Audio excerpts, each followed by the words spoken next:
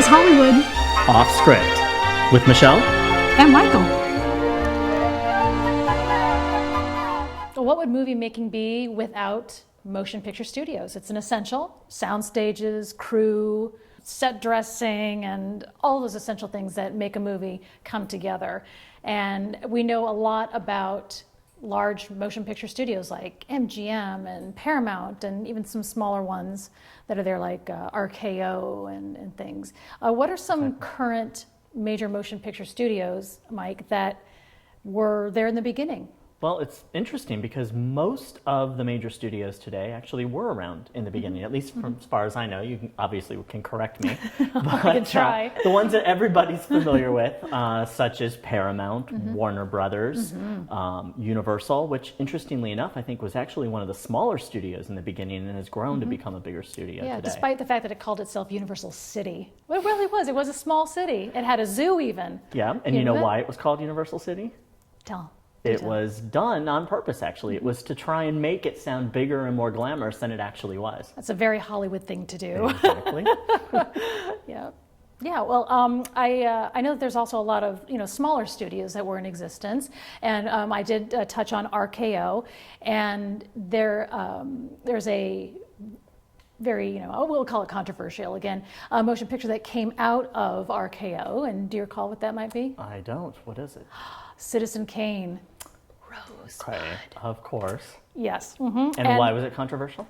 Well, it was controversial because it was loosely based, as Orson Welles said, but it was, I think, quite accurate, based on the life of publisher William Randolph Hearst and his infamous affair with a beautiful young actress. She used to be a Ziegfeld Folly girl, Marion Davies. She was involved in silent film and things. And they never wed. In fact, William Randolph Hearst was married the entire time that he lived with Marion Davies in what is a Hearst Castle, and or in San Simeon, and it's known by a lot of different names, and WR or William Randolph Hearst used to call it the ranch. So that was one of the big pictures at RKO. That was. And interestingly enough, RKO is one of the studios that doesn't really exist today.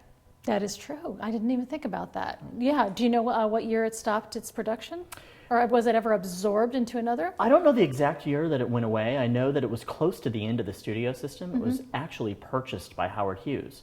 And it was kind of at the unfolding of the whole studio system, and I'm sure you'll touch on that a little bit later as well, a little bit. too. Yeah, you mentioned the studio system, and I think one of the studios that was really everybody thinks about is MGM when it comes to the studio system, the formation of the studio system. They had it down pat. They brought in their talent. They groomed their talent. Dance lessons, elocution. What you might imagine, the actresses with books on their head and, walking this, doing that, or changing their hair color and tweaking their performances. And that will also go, it's just not the actresses, it was also the actors. And, they were groomed. And maybe we should define for people what the studio system was. Certainly, go ahead. Well, I mean, it was basically a concept that allowed the studios to control all aspects of filmmaking. They had under contract actors, writers, directors, basically a full pool of talent that they could pull from and basically decide exactly which pictures that they were going to make. And also, during that exact same time, the studios realized that there was another component to filmmaking that wasn't necessarily the making of the movie, but it was actually the showing of the movie. And so a lot of the major studios at that point in time, and essentially the 5 big ones, were actually owners of movie theaters at the same time. So they kind of had a block on the whole thing, from starting the production all the way through to the actual exhibition. So all the way out into distribution and how it was publicized. All of it. Yeah. What would be a good example of maybe one of the most powerful ones that had? Well, MGM was definitely at that point in time. So was Paramount. Paramount had a large percentage of the theaters in the country. And as a matter of fact, I believe it was in the early 1920s or so that there were actually more movie theaters in the United States than there were banks. Isn't that amazing? Yeah, I guess, yeah, that kind of goes to show what the culture was at the time, I would suppose. But yeah, but the studios were, large, they were small. And even some famous actors that had the clout and the money to do so formed their own motion picture studios. And, as you all know out there, I love to default to Charlie Chaplin as an example, but he decided that he didn't want to deal with anybody else. He wanted to create his own studio, and he went ahead and did it. And he built an English style. He was born in England, and he wanted it to remind him of home and be able to create what he wanted behind closed doors under his complete control.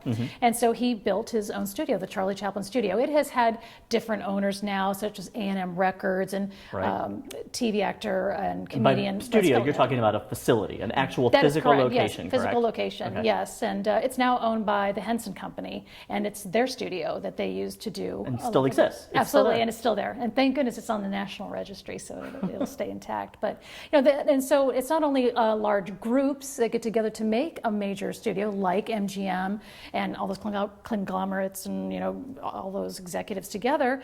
Individuals did it as well, in the early days. And Buster Keaton had his own studio. And is there anybody nowadays that you can think of that sort of has their own little studio or small facility that may turn out movies? Well, studio is now kind of a loose term as well, too. I mean, you have a studio in terms of the production facilities and an actual physical location, and then you also have the studio that is responsible for actually getting together and producing the film and distributing it. Now, there's certain ones out there, kind of wheeling back for a second, there's actually a newer studio that has become a major player, I should say, similar to the Big Five that were in the early years.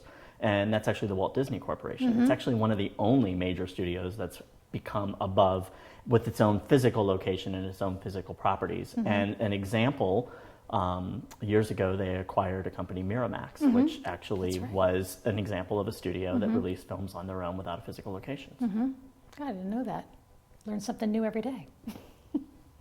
Some of the major motion picture studios that we've talked about, we've talked a little bit about Universal and as well as Paramount, but there's also... interestingly enough, the Paramount logo, the one that everybody knows that has the little mountain range with the stars around it, that was actually created back when the studio system was up and coming, and the number of stars actually corresponded to the number of actors and actresses that they had under contract, which at the time was 24. And somehow or another over the years, up to now, it's actually been reduced to 22, and no one seems to really know why. So that's what the current logo is now. The current logo actually with is 22 stars. I wonder what that represents. We're going to have to find that out. Or if any of you know, write in and tell us, please. But we can't forget Warner Brothers when we talk about the major studios. Warner Brothers was actually started by the Warner Brothers, including Jack, Harry, Samuel, and Albert, the most notorious being Jack Warner. They made their studio, which is still called Warner Brothers today. And, as I think about the different studios, they all had a different product or genre that they really specialized in. And I think about that a lot when I talk about Warner Brothers, because the gangster film really was, I would say, born there, just nurtured, and they just turned them out. James Cagney and Edward G. Robinson and, George Raft, and even some of the Humphrey Bogart movies, So Warner Brothers really had this great little, niche of the market. Okay. So that'd be and having similar to gangster Universal films. with their monster films and the westerns and all too at that point in time. Absolutely. But Warner's was gangsters. That's right. Yeah, the Warner's, not the Warner Brothers were not gangsters. It could have been maybe a little bit, but they like to churn out gangster movies. They were extremely popular. And when you reference Universal in the monster movies, horror films and things like that, I know that really financially saved them at one point in time. Universal did suffer through a series of financial problems, but something always, brought them back up. And the horror movies were one of them. Do you have any particular horror movies from Universal from the early days that are your favorite? Well, of course, I think Dracula and Frankenstein are probably two that most people are familiar with as well. But they're great films. Yes, and one of my personal favorites is Phantom of the Opera, and because Lon Chaney was also known as the Man of a Thousand Faces, and when you look at that phantom face when it's finally revealed, it is so horrific and shocking, and it was all Lon Chaney's doing with his own makeup kit, manipulating his face and his jawbone, almost to the point of having physical pain. I wouldn't say almost to the point, he did have physical pain to achieve the effect. So Phantom of the Opera, that is really one of my personal favorite, horror movies. And I know it's been remade several times and remade well. And, of course it's been on stage and everything, but really that original Lon Chaney Phantom, it just gave me goosebumps thinking about it. He's so creepy. And the horror films, like you said, were one way that Universal was actually able to save themselves, and that was actually in the middle of the Depression. And the interesting part is that the reason why most people say that it saved them was the fact that audiences were drawn to those types of films. It was basically escapist fare at that point in time. And like all old things turning new again, we actually had a very similar thing happen in the United States in 2001, which occurred right after the terrorist attacks. If you look at our movie history, you'll notice that the number of superhero movies actually started to grow after that point in time and became more popular in this country. And going back to Universal and their monster films, Universal's actually currently working on trying to build a new library of monster films, and they're kind of trying to pattern it right now after what they did with the superhero films, which is to kind of create a universe, as they call it, where the characters can flow in and out of the different movies. Universal's actually working on resurrecting the classic Universal monsters. I think that's a great idea. Look at how history repeats itself. It just takes different incarnations and it brings in new audience members and appeals to all sorts of different folks. The motion picture studios are essential, to our Hollywood history, and especially those big five, and 20th Century Fox. Though 20th Century Fox did not necessarily have that very specialized genre that Warner Brothers had or Universal had, they were still churning out wonderful product. And they also launched a lot of really great careers. You can look back at several different actors and actresses, and I know we're going to be talking about some of our favorite actors and actresses from the past and the present in a little bit, but 20th Century Fox was a really great training ground for them. And even before they were 20th Century Fox, it was a man named William Fox, Fox Studios. And so a lot of, early, of course, back to me again, silent film actors, and that's really, they were silent before they were sound. They got their start there and they were nurtured there. That's interesting. Yeah. And so even though the number of studios was approximately, there were 5 majors, they say, and 3 lesser or minor during that period of time, and the number really hasn't changed significantly over the years. Yeah, which says a lot, actually. And they're turning out great product, and Still we all do. We love movies. Still moviegoers. Yeah. Another great pioneer of cinema was Irving Thalberg. Thalberg, often called the Boy Wonder, was vice president in charge of production at MGM under Louis B. Mayer. Yes, and he was also married to actress Norma Shearer. She was a big star at MGM. Oh yeah, very true, very true. Thalberg was known for his producing talents and extraordinary ability to select the right scripts, choose the right actors, gather the best production staff, and make hundreds of very profitable films. Thalberg died suddenly on September 14th, 1936, at the age of 37. His funeral was a major event in Los Angeles. All the studios actually observed 5 minutes of silence, and MGM closed its studio for the entire day. After Irving Thalberg's death, Louis B. Mayer had the Academy of Motion Pictures, Arts and Sciences establish the Irving G. Thalberg Memorial Award. Yes, they did. And as a matter of fact, that award is given out not every year, but is provided to producers for their exceptional careers. Yeah, it's a very special honor. It is, definitely so. To this day, it's considered to be one of the most prestigious awards available in the industry. 2 other really important figures in film history also happen to be studio heads, are Lew Wasserman and Sid Sheinberg of Universal Studios. Now, Lew Wasserman actually started his career as a talent agent and worked his way up, eventually owning MCA Corporation. And in 1962, MCA purchased Universal Studios. Now, at that point in time, television was becoming really popular and obviously was siphoning some of the audience away from film. So the studios were struggling, and that's how they came involved.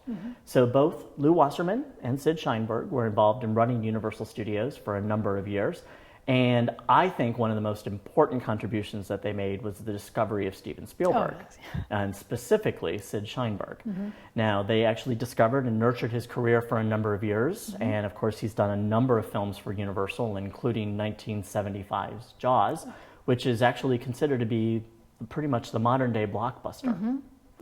blockbuster. I'm curious, Mike, where did the term blockbuster come from? What does that mean? That's actually an interesting question. I don't think anybody really knows the answer, but the Hollywood lore is that the term is actually coined by audiences wrapping around the block waiting for their movies. Oh, right. That makes sense. Now, we see a lot of that today, too. Yeah, we do, Yeah, exactly. yeah. We do. And the modern day term blockbuster actually came from Jaws because that was the first film to cross over $100 million, and it was released in the summer like all of our big blockbuster films nowadays always seem to come out in the summertime. That's amazing. Wow, it's fun to know. Isn't it interesting? Yeah.